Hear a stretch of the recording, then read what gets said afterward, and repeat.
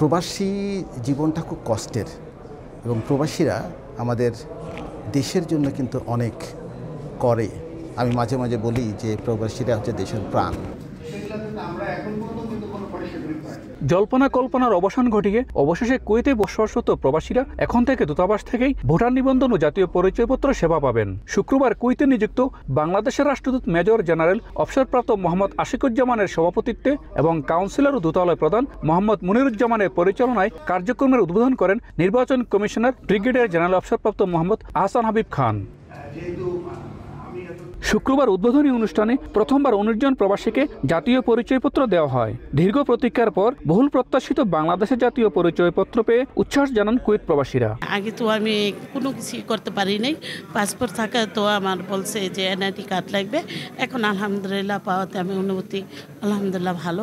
NID উদ্বোধন হওয়ার ফলে প্রবাসীগণের সুযোগ সুবিধা এখান থেকে এনআইডি করতে পারবেন এবং এনআইডি করার ফলে তারা বন্ড ক্রয়ের সুবিধাটা গ্রহণ করতে পারবেন। বিকাশে কম খরচে ক্যাশ আউটের লিমিট বেড়ে 50,000, প্রিয় এজেন্টও 2টা।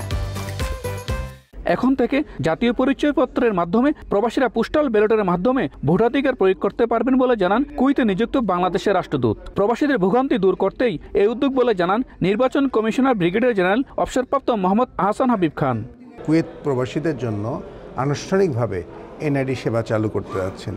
যারা এনআইডি কার্ড পাবেন আপনারা নিশ্চয়ই জানেন তারা ভোটার তালিকাভুক্ত হবেন এবং এনআইডি একটা বাই প্রোডাক্ট। কুয়েত প্রবাসীর দীর্ঘদিনের আকাঙ্ক্ষা ছিল যে তারা যেন জাতীয় পরিচয়পত্র এখান থেকে পায়। আমাদের অ্যাম্বাসেডর মহোদয়ের ঐকান্তিক প্রচেষ্টা এবং আমাদের কাছে অনুরোধের প্রেক্ষিতে আজকে আমি এসেছি এবং তাদের আশাটা আজকে পূরণ হলো। কুয়েতে প্রায় 3 লাখ বাংলাদেশি বসবাস করেন। প্রথম পর্যায়ে 3 দিনের ফি দিয়ে জাতীয় পরিচয়পত্রের আবেদন করতে পারবেন। তবে তথ্যে ভুল থাকলে কুয়েত থেকে থাকছে না কোনো প্রকার সংশোধনীর ব্যবস্থা। বেশিরভাগ কুয়েত প্রবাসীর জাতীয় পরিচয়পত্র নেই। জাতীয় পরিচয়পত্র না থাকার কারণে প্রবাসীরা বিভিন্ন সময় দেশে গিয়ে নানা ভোগান্তি পোহাতে হতো। অবশেষে আজ সকল ভোগান্তির অবসান ঘটল বহু প্রতীক্ষিত এই জাতীয় পরিচয়পত্র গ্রহণের মধ্য দিয়ে, এমনটাই মনে করছেন সংশ্লিষ্টরা।